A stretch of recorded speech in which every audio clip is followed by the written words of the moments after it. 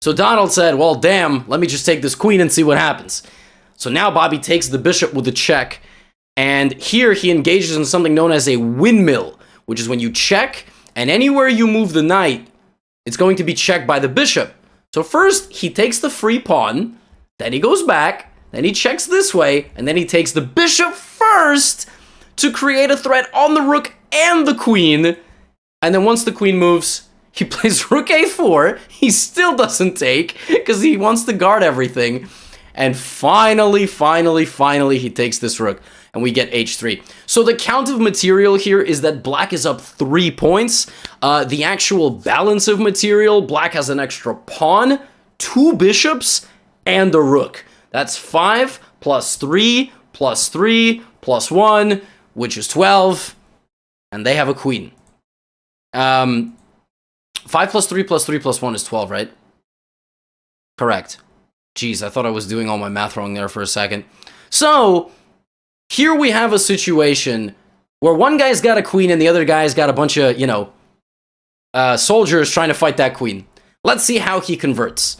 Rook takes pawn, king moves to h2, knight takes pawn. He's picking up pawns like it's, candy that is falling out of a piñata. Now we get a simplification. The rooks get traded. This is a big benefit for Bobby because by just trading off one of white's only 3 remaining pieces that can fight in this game, it's going to be to his benefit. He puts the bishop on d5. This is a glorious bishop standing on what's known as an outpost square.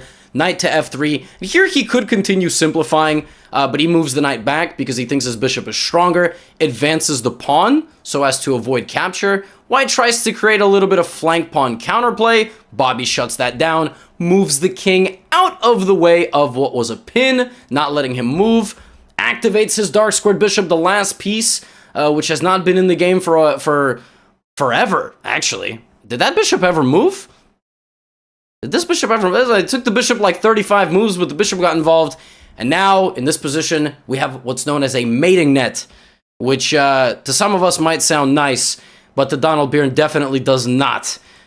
Rook is cutting off the king, the bishops are flying around, and the knight is close, and now we get check, king moves over, check, king moves over, check with the knight, king moves over, knight, check, and now here there are 2 checkmates, bishop a3, and rook c2, and Bobby Fischer chose rook c2, kind of in the face of the king, and the game ends with mate.